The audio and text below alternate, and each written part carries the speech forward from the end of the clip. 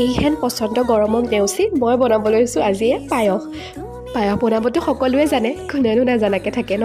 তথাপিও মইনো কেনেকৈ আজি বনালোঁ তাকে অকণমান দেখাইছোঁ আৰু। এয়া গাখীৰখিনি গৰম কৰি ল'লোঁ, তাত অকণমান তেজপাত দি দিছোঁ আৰু তাৰপিছত চাউলকেইটা দি দিলোঁ। ইফালে মোৰ অৱস্থা চাওকচোন গৰমত ঘামি শেষ, কিন্তু মই খামেই আজি, মানে খাইহে এৰিম পায়স। তাৰপিছত এয়া উতলাই আছোঁ, চেনি একদম কম দিছোঁ, মাত্ৰ 2 চামুচ দিছোঁ। তাৰপিছত এয়া হেতা এখনত 2 চামুচ ঘিউ দি পেলাই মই এনেকৈ ড্ৰাই ফ্ৰুটছখিনি দি দিলোঁ। মোৰ ড্ৰাই ফ্ৰুটছ অকল খিচমিচহে আছিলে, সেইকাৰণে সেইখিনিকে দি আকৌ মই পায়সত মিলাই দিলোঁ আৰু এয়া। তাৰপিছত মোৰ পায়স ৰেডি হৈ গ'ল। পিছে কি জানেনে, মই পাউদাৰ গাখীৰ বিচাৰি আজি হাহাকাৰ। পাউদাৰ গাখীৰ অকণো দিম বুলি ভাবিছিলোঁ মই, পিছে নাই জানেনে দোকানত আমাৰ ইয়াত, কেনে দিবলৈ নহ'লে। আৰু এয়া মোৰ হৈ গ'ল, এক্টিং কৰি মই ছাৰ্ভ কৰিছোঁ। আৰু লগত লৈছোঁ এয়া গৰম জেলেপি মই খাই খুব ভাল পাওঁ কিন্তু দেই। মোক আধা কেজি দিলেও মই চাগে শেষ কৰি দিব পাৰিম। আইদেউৰ পূজা আহি আছে, গতিকে পূজা লগাই ল'লোঁ আৰু ইয়াৰ লগত জেলেপি আৰু পায়স। আজিলৈ আহিছোঁ।